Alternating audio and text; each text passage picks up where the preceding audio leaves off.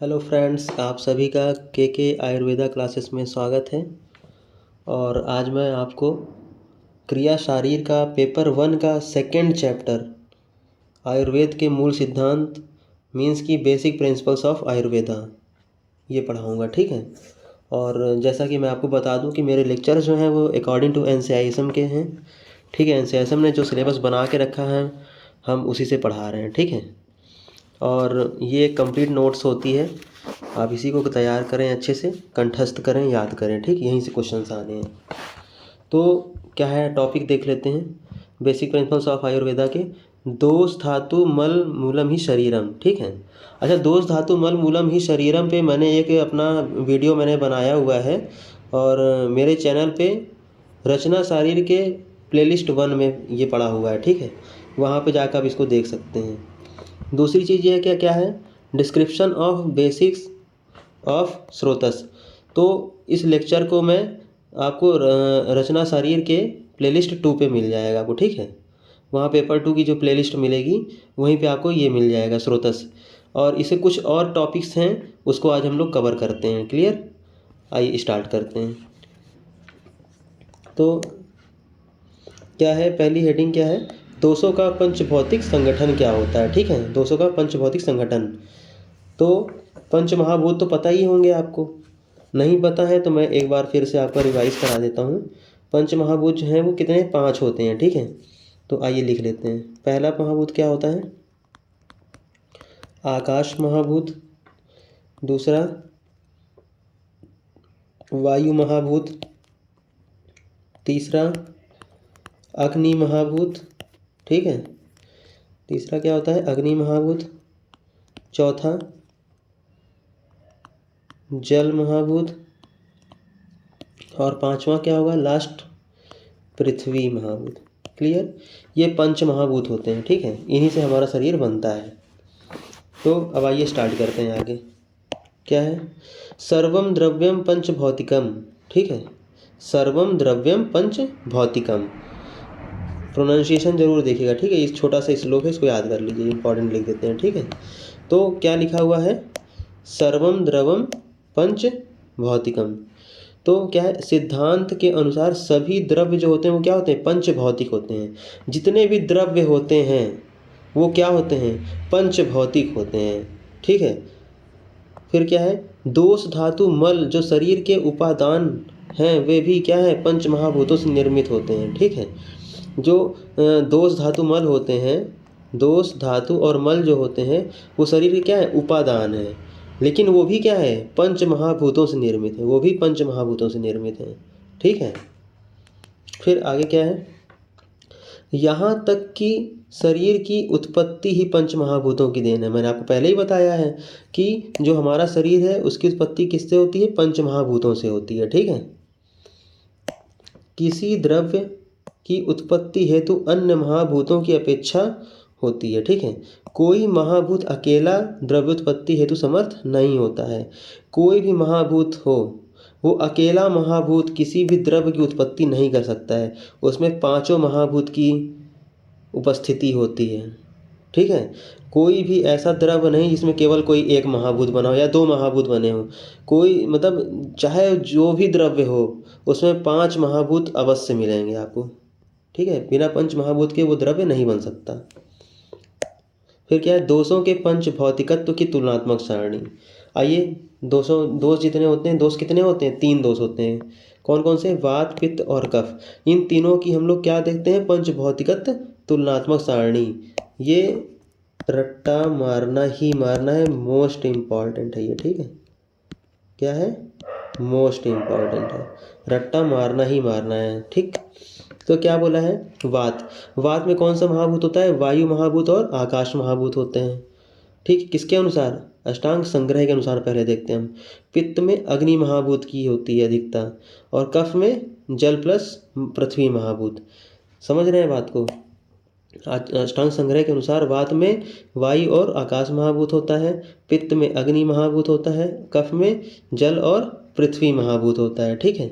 अच्छा, आचार्य सुश्रुत के अनुसार क्या है, यानी सुश्रुत संहिता में क्या बोला गया है, वात में वायु महाभूत की अधिकता होती है, पित्त में अग्नि महाभूत और कफ में सोम सोम मतलब क्या होता है, जल।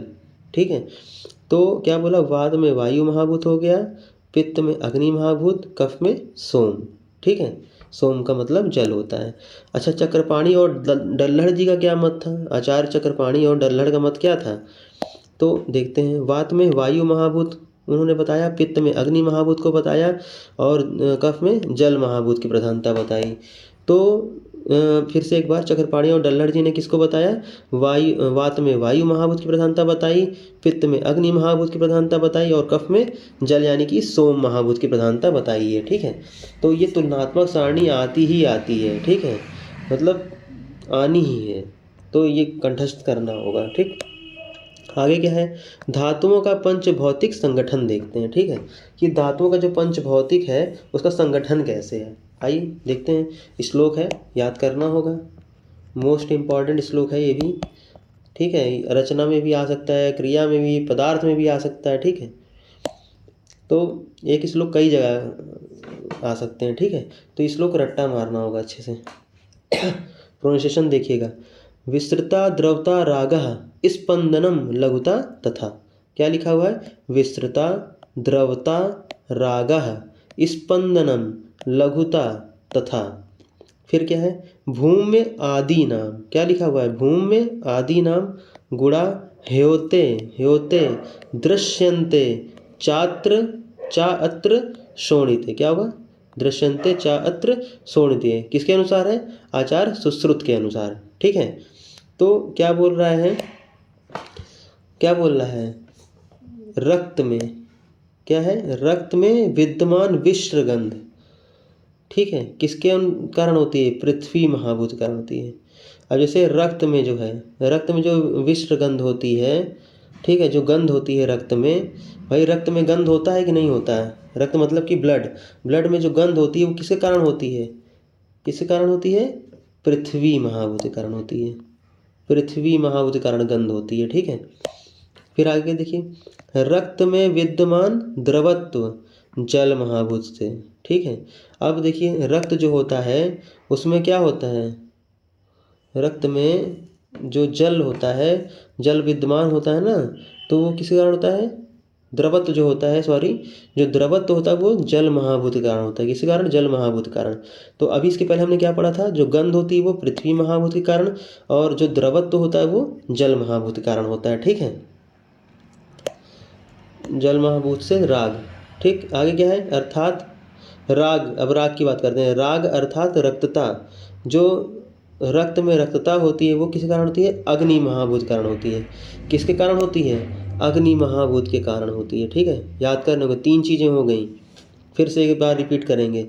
रक्त में जो विश्रगंध होती है वो पृथ्वी महाभूत के कारण होती है, रक्त में जो द्रवत्व होता है वो जल महाभूत के कारण होता है, और रक्तता यानी राग में अर्थात रक्तता किससे होती है, अग्नि महाभूत से होती है। ठीक, आगे इसी प्रकार उपधातु के अंतर्गत स्तन्य को, सॉरी यहाँ पे एक लाइन और है, मैंने कट करके नीचे लिखा हुआ है, तो यहाँ पे एक लाइन कट रही थी। ठीक है, क्या है, स्पंदनम यानी कि चलना वायु महाभूत से होता है। स्पंदन किसके कारण होता है, चलन, चलन किसके कारण होता है, वायु महाभूत। वायु काम क्या है, चलना। ठीक है, याद रखेंगे, स्पंदन किसके कारण होता है, वायु महाभूत के कारण होता है। फिर आगे क्या है, रक्त में विद्यमान लघुता। अब क्या बोला है, रक्त में विद्यमान जो लघुता होती है वो किस कारण होती है, आकाश महाभूत के कारण होती है। रक्त में जो लघुता होती है वो किसके कारण, आकाश महाभूत के कारण होती है। तो कितनी चीज़ें बताई गई, 5 चीज़ें बताई गई। कौन कौन सी, रक्त में जो विसर्गंध होता है यानी गंध जो होती है वो पृथ्वी महाभूत के कारण होती है। रक्त में जो द्रवत्व होता है वो किसके कारण होता है, जल महाभूत के कारण होता है। और रक्त में राग में जो रक्तता होती है वो किस कारण होती है, राग अर्थात रक्तता जो है वो अग्नि महाभूत के कारण होती है। और क्या बोला, स्पंदन जो है वो वायु महाभूत के कारण होता है, और लघुता किस कारण होती है, आकाश महाभूत के कारण होती है। क्लियर। फिर क्या बोला, इसी प्रकार उपधातु के अंतर्गत स्तन्य को जल बहुल, आर्तव को आग्नेय तथा गर्भ को अग्निशोमीय बताया गया है। क्या बोल रहे हैं यहाँ पे आचार्य कह रहे हैं कि इसी प्रकार उपधातु के अंतर्गत स्तन्य जो होता है वो जल बहुल होता है, ठीक है। आर्तव आग्नेय होता है और गर्भ को अग्निशोमीय कहा गया है। गर्भ क्या बोला गया? अग्निशोमीय कहा गया है। तो ये MCQ में आ सकता है। क्या आ सकता है क्वेश्चन? बोलेगा किसको अग्निशोमी कहा गया है, तो वहाँ पे लिखना होगा गर्भ को अग्निशोमीय कहा गया है, ठीक है। आइए आगे चलते हैं। तो अब यहाँ हम बात करेंगे धातुओं के पंचभौतिकत्व की तुलनात्मक सारणी की। तो ये भी क्या है? मोस्ट इम्पॉर्टेंट है, ठीक है। यहाँ पे हम देखेंगे जो हमारे सात धातुएं जो होती हैं वो धातुओं में देखना है कि उसका पंचभौतिक तुलनात्मक सारणी क्या है। अच्छा, किसके अनुसार देखना? चक्रपाणी के अनुसार क्या है और आचार्य दल्लड़ के अनुसार क्या है। तो हमारी सात धातुएं कौन कौन सी होती हैं? पहली धातु रस धातु होती है, दूसरी धातु रक्त होती है, तीसरी मांस धातु होती है, चौथी मेद धातु होती है और पांचवी अस्थि धातु होती है, छठवीं आपकी मज्जा धातु होती है, सातवीं शुक्र धातु होती है। ये कितनी? सात धातुएं होती हैं, ठीक है। तो आचार्य चक्रपाणी के अनुसार रस जो है उसको क्या बोला गया है? जल बोला गया है। रस को जल बोला गया है। आचार्य चक्रपाणी के अनुसार रक्त को तेज और जल महाभूत होते हैं इसमें। मांस में पार्थिव यानी कि पृथ्वी महाभूत होता है। मेद में जल और पृथ्वी महाभूत होता है। अस्थि में पृथ्वी और वायु महाभूत होता है। मज्जा में जल महाभूत होता है और शुक्र में जल महाभूत होता है। ये तुलनात्मक सारणी है, ठीक है। अच्छा, आचार्य दल्लड़ के अनुसार रस में जल महाभूत की अधिकता होती है, रक्त में अग्नि महाभूत की अधिकता होती है, मांस में पार्थिव महाभूत, मेद में जल और पृथ्वी महाभूत दोनों की, ठीक है। और अस्थि में पृथ्वी वायु और तेज। तेज मतलब क्या होता है? अग्नि महाभूत। तेज का मतलब क्या होता है? मैं लिख देता हूँ यहाँ पे, अग्नि। तेज मतलब क्या होता है? अग्नि, ठीक है। फिर क्या है? मज्जा में जल महाभूत की और शुक्र में जल महाभूत की अधिकता होती है। तो ये देखने वाली चीज़ थी, ठीक है। ये पूरा याद करना होगा, ये पूरा चार्ट आचार्य चक्रपाणी के अनुसार और आचार्य दल्लड़ के अनुसार पूरा रट्टा मारना होगा, ठीक है। इसमें से MCQ क्वेश्चन भी बनते हैं। ये किसके लिए इंपॉर्टेंट होते हैं? MCQ क्वेश्चन, ठीक है। मल्टीपल चॉइस क्वेश्चन में ये बनता है, ठीक। आइए आगे देखते हैं क्या है। मलों का पंचभौतिक संगठन देख लेते हैं। तो मलों का पंचभौतिक संगठन क्या है भाई? मल कितने बताए गए हैं? 3 मल बताए गए। कौन कौन से मल हैं? पुरीष, श्वेत, मूत्र, ठीक है। पुरीष मतलब क्या होता है? पॉटी। श्वेत मतलब क्या होता है? स्वेट मीन्स पसीना। मूत्र मीन्स यूरिन, आपको पता ही मूत्र, ठीक है। तो अब इसमें कौन कौन से महाभूत होते हैं? पुरीष में पार्थिव यानी कि पृथ्वी महाभूत होता है। अच्छा, पार्थिव का मतलब क्या होता है? मैं लिख देता हूँ यहाँ पे, पृथ्वी महाभूत, ठीक है। जल किसमें होता है? स्वेद में जल महाभूत की अधिकता होती है। मूत्र में अग्नि और जल दोनों। मूत्र में क्या होता है? अग्नि महाभूत भी होता है और जल महाभूत भी होता है, ठीक है। तो ये सारणी भी क्या है? इम्पॉर्टेंट है। ये सारी इम्पॉर्टेंट। ये जो मैं पढ़ा रहा हूँ, जो ये नोट्स बता रहा हूँ मैं, ये एकदम कंप्लीट नोट्स है। आपको आगे से कुछ नहीं पढ़ना कहीं से, ठीक है। इसी में से सारा आना है। तो इसको आप अच्छे से पढ़ लीजिए और याद कर लीजिए। आइए लोक और पुरुष की साम्यता देख लेते हैं। लोक साम्य पुरुष आता है, ठीक है। तो इसमें क्या है? श्लोक पुरुषो एवं लोक समितः कहकर भगवान आत्रेय ने पुरुष को लोक के समान बताया, ठीक है। श्लोक की जरूरत नहीं है, बस पढ़ लीजिए अच्छे से। ये श्लोक थोड़ा इम्पॉर्टेंट है, इसको आप याद कर लीजिएगा, ठीक है। ये श्लोक इम्पॉर्टेंट है। क्या है? यावन्तो ही लोके भाव विशेष स्थाववन्तः पुरुषे यावन्तः पुरुषे तावन्तो लोके इति। किसके अनुसार है? आचार्य चरक के अनुसार है, ठीक है। क्या लिखा हुआ फिर से एक बार देखिए, प्रोनाउंसिएशन ध्यान दीजिएगा, ठीक है। यावन्तो ही लोके भाव विशेषास्त आवन्तः पुरुषे यावन्तः पुरुषे तावन्तो लोके इति, ठीक है। मतलब अर्थात इस लोक में जितने भी मूर्तिमान स्वरूप वाले यानी कि भावों के भेद हैं, क्या बोला है? इस लोक में जहाँ रहते हैं हम लोग, इस लोक में जितने भी मूर्तिमान यानी कि स्वरूप वाले भाव होते हैं, ठीक है, भाव वालों के जो भेद हैं, उतने ही जीवित शरीर में भी हैं। उतने ही कहाँ होते हैं?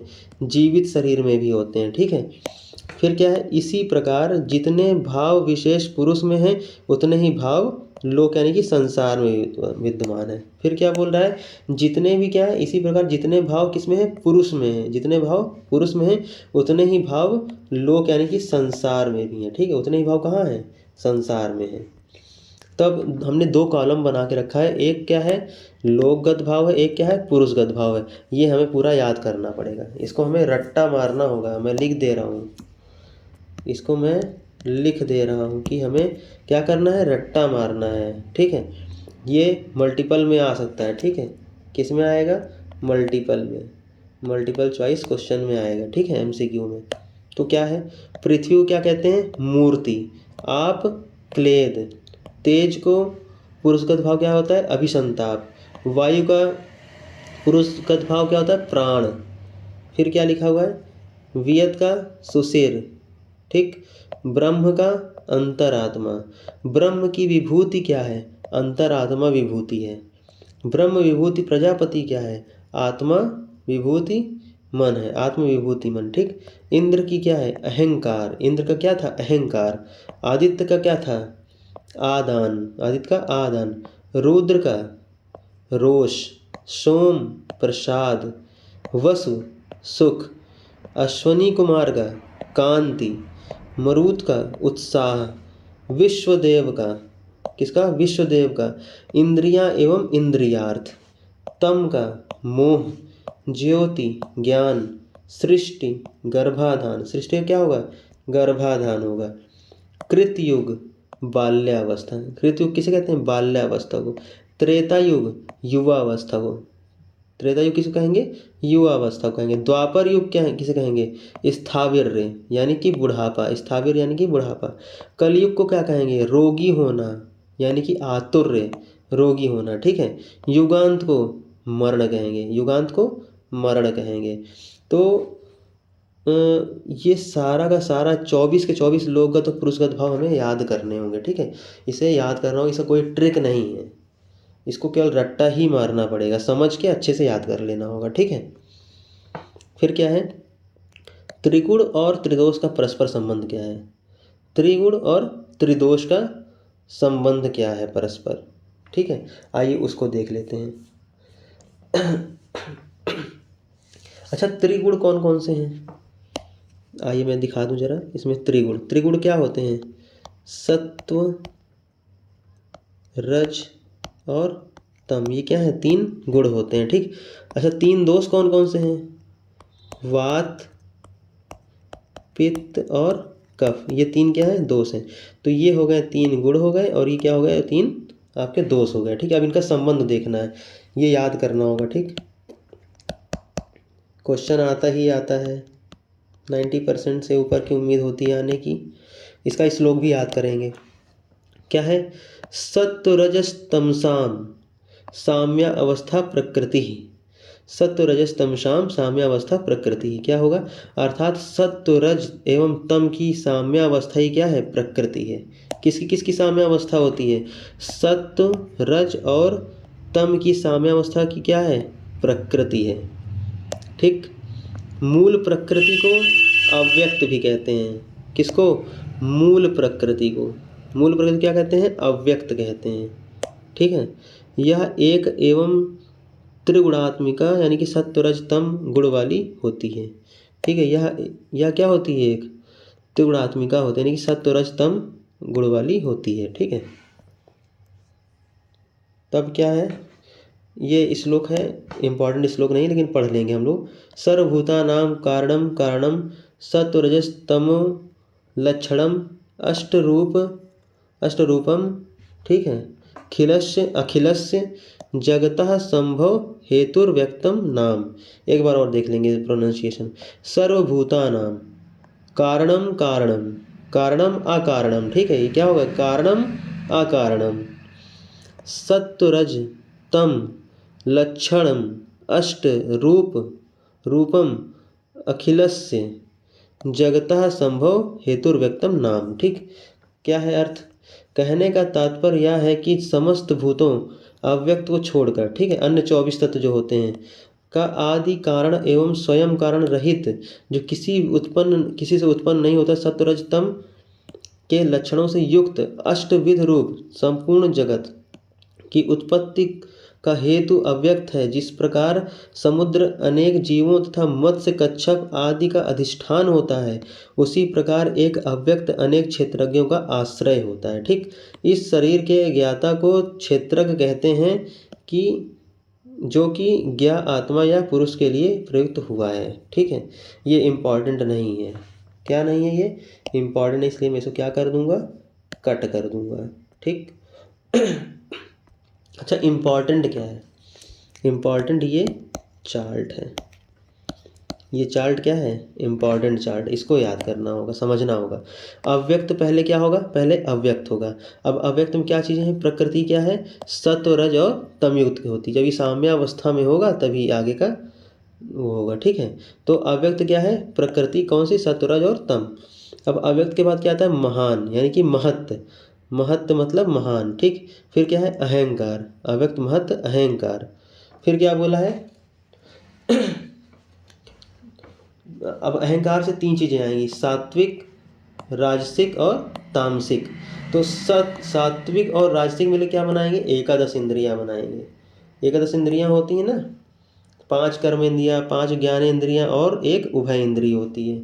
उसी तरह फिर क्या है? राजस और तामस से मिलकर क्या बनेंगे? पंच तन्मात्राएं बनेगी। फिर क्या बनेगा? पंच महाभूत बनेगा। ठीक, ये चार्ट जरूर याद कर लीजिए। ठीक है, पंच तन्मात्राएं और पंच महाभूत। अच्छा, 5 तन्मात्राएं कौन सी होती हैं? शब्द, स्पर्श, रूप, रस, गंध। मैं लिख देता हूँ, 5 तन्मात्राएं लिख देता हूँ मैं। शब्द तन्मात्रा, फिर क्या है? स्पर्श तन्मात्रा। एक मिनट।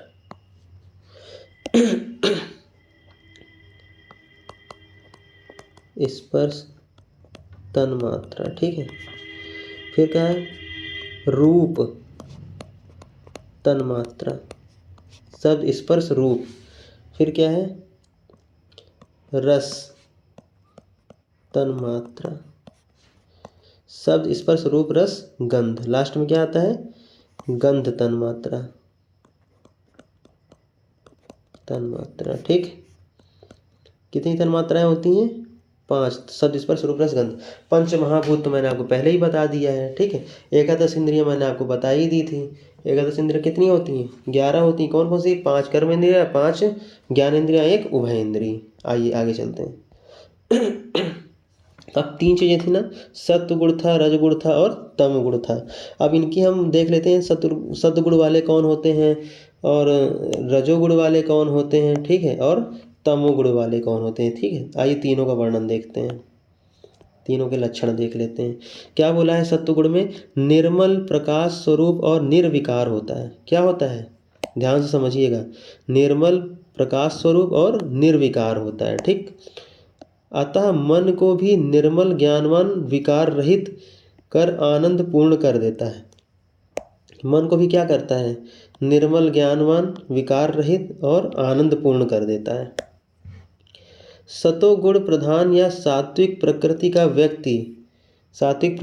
व्यक्ति ज्ञान विज्ञान से संपन्न, काम क्रोध लोभ अहंकार से रहित, ओजस्वी पवित्र मैत्री भाव वाला, आस्तिक आदि विशेषताओं से युक्त होता है। बहुत समझने वाली, ध्यान से समझिएगा इस लाइन को। ठीक है, जो सत्व, जिसमें सत्व गुण की प्रधानता होती है, उस व्यक्ति के ये लक्षण दिए गए हैं। ठीक है, जिसमें सत्व गुण की प्रधानता होगी वो कैसा होगा व्यक्ति? प्रधान या सात्विक प्रकृति का व्यक्ति कैसा होता है? ज्ञानवान होता है। ठीक है, ज्ञान विज्ञान से संपन्न होता है, काम क्रोध लोभ अहंकार से क्या होता है? रहित होता है, यानी कि मुक्त होता है। उसके अंदर ना काम होगा, ना क्रोध होगा, ना लोभ होगा, ना अहंकार होगा। इससे क्या होगा? वो रहित होगा, मुक्त होगा। और ओजस्वी पवित्र मैत्री भाव वाला होता है। ठीक है, ओजस्वी होता है, बहुत ओज होता है उसके अंदर, पवित्र होता है वो। ठीक है, और क्या होता है? आस्तिक आदि विशेषताओं से युक्त होता है। और क्या होता है? वो आस्तिक होता है। ठीक है, आदि विशेषताओं से युक्त होता है। तो ये ध्यान रखना होगा कि सत्वगुण में कौन कौन से गुण होते हैं, सत्वगुण में क्या क्या प्रधानता होती है। ठीक है, आइए नेक्स्ट क्या है? रजोगुण देख लेते हैं। रजोगुण में क्या है? रागात्मक अर्थात आसक्ति में तृष्णा या विषयास्त होता है, ठीक। यह मनुष्य को कर्म करने हेतु प्रेरित करता है। अब रजोगुण क्या होता है, ये मनुष्य क्या करता है, कर्म करने के लिए प्रेरित करता है। यह मनुष्य को कर्म करने के लिए, ये ध्यान दीजिएगा इस शब्द को, कर्म करने के लिए क्या करता है, प्रेरित करता है। कर्म शब्द करने के लिए प्रेरित करता है, ठीक है। फिर क्या है, रजोगुण की प्रधानता होने पर मनुष्यों में लोभ, कार्य करने की अति प्रवृत्ति होती है, ठीक है। नाना प्रकार की कामनाएं उत्पन्न हो जाती हैं। क्या बोल रहा है, रजोगुण की प्रधानता जिसमें होती है उस मनुष्य में क्या होता है, लोभ, कार्य करने की अति प्रवृत्ति होती है। नाना प्रकार के यानी कई प्रकार के कामनाएं उत्पन्न हो जाती हैं। क्या हो जाती हैं, कामनाएं उत्पन्न हो जाती हैं। लेकिन राजस प्रकृति के व्यक्ति लोभ, दंभ, क्रोध, ईर्ष्या, द्वेष एवं अहंकार से युक्त होते हैं। और जो जिसमें राजस प्रकृति होती है वो व्यक्ति क्या होता है, लोभ, दंभ, क्रोध, ईर्ष्या, द्वेष और अहंकार से युक्त होते हैं, ठीक। थोड़ा इसमें ये बुराइयां होती हैं। वो इनका जो मनुष्य जो होते हैं, रजोगुण वाले जो मनुष्य होते हैं, इसे मनुष्य को कर्म करने के लिए तो प्रेरित करता है, लेकिन उसके अंदर कुछ क्या है, बुराइयां भी हैं। क्या होती हैं, लोभ, कार्य करने की अति प्रवृत्ति होती है, ठीक है। नाना प्रकार की कामनाएं उसमें उत्पन्न हो जाती हैं और लोभ हो जाता है, दंभ हो जाता है, क्रोध हो जाता है, ईर्ष्या हो जाती है, द्वेष हो जाता है, अहंकार से युक्त होता है वो व्यक्ति। आइए तमोगुण देखते हैं। तमोगुण में क्या है, यह प्रकृति का जड़ता मूलक भाव है। ये क्या है, प्रकृति का जड़ता मूलक भाव है।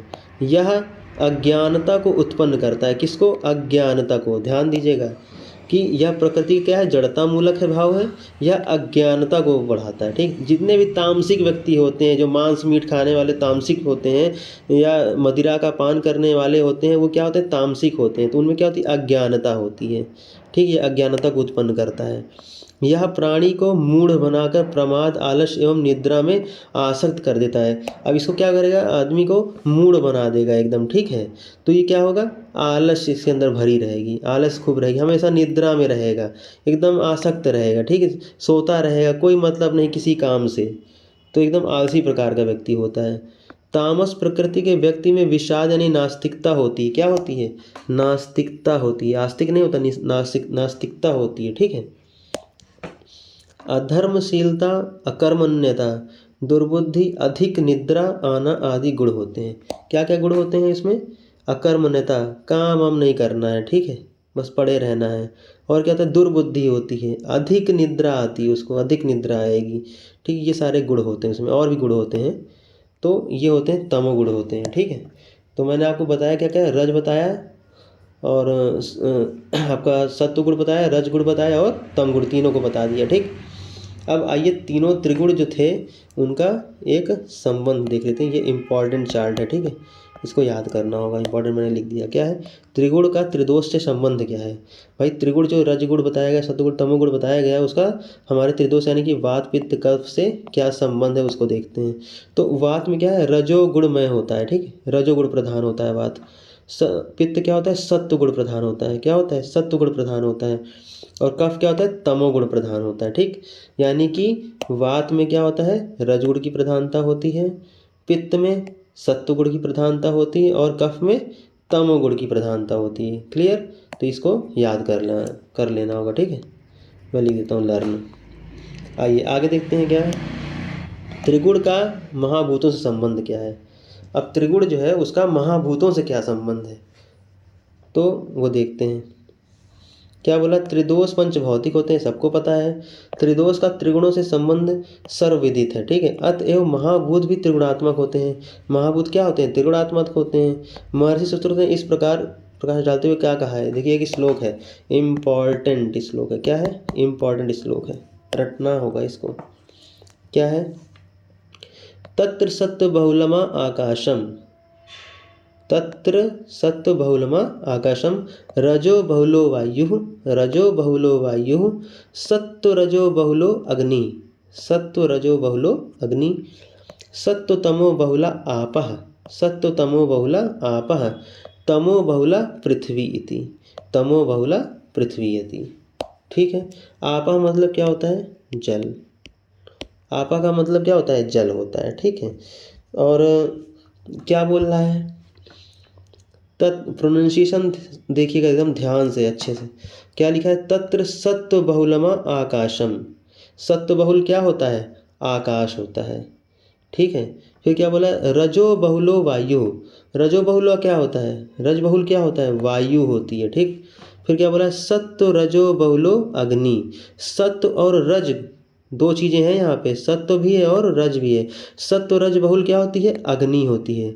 इसमें दोनों होता है, सत्व भी होता है और रज भी होता है। ठीक। फिर क्या बोला? सत्व तमो। इसमें फिर दो चीज़ें आ गई, सत्व भी आ गया और तम भी आ गया। तो सत्व तमो बहुला आपः। जल में क्या होता है? सत्व और तम दोनों बहुल होते हैं।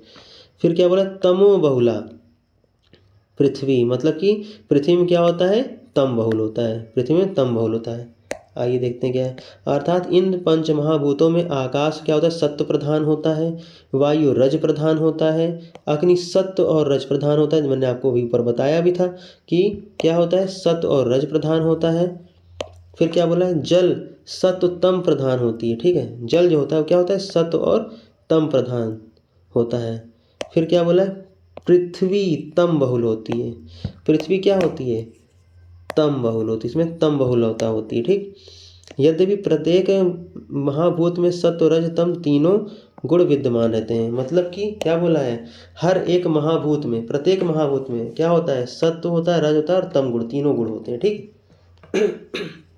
इसकी एक वो चार्ट है, इसको पढ़ना होगा। ठीक है। अच्छे से याद करना होगा इस चार्ट को। जो लिखा इस श्लोक में बस वो यहीं पे लिखा हुआ। ठीक है। यहाँ चार्ट फॉर्म में लिख दिया हमने। क्या है? महाभूत त्रिगुण। आकाश क्या होता है? सत्व बहुल होता है। आकाश सत्व बहुल। वायु रज प्रधान होता है। अग्नि सत्व एवं रज बहुल दोनों। ठीक है। जल में सत्व एवं तम बहुल होता है। ठीक। पृथ्वी में तम बहुल होता है। पृथ्वी में क्या? तम बहुल। फिर से एक बार, आकाश में सत्व बहुल, वायु में रज प्रधान, अग्नि में सत्व एवं रज बहुल, जल में सत्व और तम बहुल होता है, पृथ्वी में तम बहुल होता है। ठीक। ये याद करना होगा। अब यहाँ पे एक छोटा सा चार्ट और देख लेंगे। ये भी इम्पॉर्टेंट चार्ट है। क्या है ये? इम्पॉर्टेंट चार्ट है। ठीक है। हमारे 6 रस होते हैं ना, मधुर अम्ल लवण कटु तिक्त कसाय। तो जो 6 रस होते हैं, ये 6 रस होते हैं, इनका पंच भौतिकत्व देखना है। इनका क्या देखना है? पंच भौतिकत्व देखना है। 6 रस का पंच भौतिकत्व देखना है। ठीक है। इसमें पंच महाभूतों का देखना, किसमें कौन कौन से महाभूत होते हैं, किस रस में किस महाभूत की प्रधानता होती है, वही देखना है हमें। तो पहला क्या होता है? मधुर रस। सॉरी, पहला क्या होता है? मधुर रस होता है। तो मधुर रस में कौन कौन से महाभूत होते हैं? जल और पृथ्वी महाभूत। जल और पृथ्वी महाभूत। अच्छा, इसको समझाने से पहले मैं आपको एक चीज़ और बता दूं। थोड़ा मुझे एक चीज़ और समझाना पड़ेगा। इसको समझाने से पहले क्या समझाना पड़ेगा, देखते हैं।